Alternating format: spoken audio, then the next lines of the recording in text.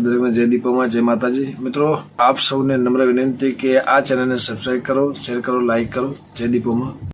પૂર્વ ધારાસભ્ય જયરાજસિંહ જાડેજાના પુત્ર ગણેશ જાડેજા હાલમાં ચર્ચામાં છે। ચર્ચામાં હોવાનું કારણ છે એક અનુસૂચિત જનજાતિના યુવકનું અપહરણ કરી માર મારવાનો આરોપ છે। આ કેસમાં ગણેશ ગોંડલ સહિત 11 લોકોને અટકાયત કરવામાં આવી છે અને આ 11 લોકોની ધરપકડ કરી જેલને હવાલે કરવામાં આવ્યા છે। ત્યારે આ મુદ્દાને લઈને અનુસૂચિત સમાજ છે તે રોષે ભરાયો છે, જલ્દીથી જલ્દી ન્યાય મળે તેવી માંગ કરી રહ્યો છે અને આ સંદર્ભમાં જ બુધવારના રોજ એક રેલી કાઢવામાં આવી। અનુસૂચિત સમાજ દ્વારા જૂનાગઢથી લઈને ગોંડલ સુધી આ રેલી નીકળી હતી। તેમાં કેટલાય અનુસૂચિત સમાજના લોકો જોડાયા હતા અને ગોંડલ ખાતે એક સંમેલનનું આયોજન કરવામાં આવ્યું હતું।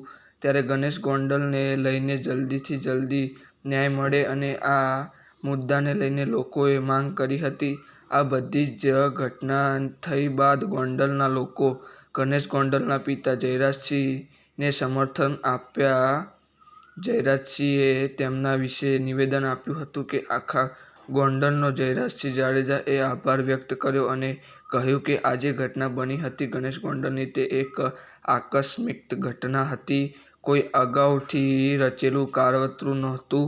હાલમાં ગણેશ ગોંડલ જેલ હવાલે છે અને જયરાજસિંહે નિવેદન આપ્યું છે કે તંત્ર પર તેમને વિશ્વાસ છે અને બિનતરફ તદ્દીન સમાજના સપોર્ટમાં વિશાળ રેલી નીકળી હતી જેમાં દરેક લોકો રોષે ભરાયા હતા। હવે આ વિવાદમાં આગળ શું થશે, તમને શું લાગે છે, નીચે કોમેન્ટમાં જરૂર જણાવો અને વિડીયોમાં તમને જાણકારી સારી લાગી હોય તો વિડીયોને લાઇક કરો અને વિડીયોને તમારા મિત્રો સાથે શેર કરો અને ચેનલને સબસ્ક્રાઇબ કરવાનું ભૂલતા નહીં મિત્રો।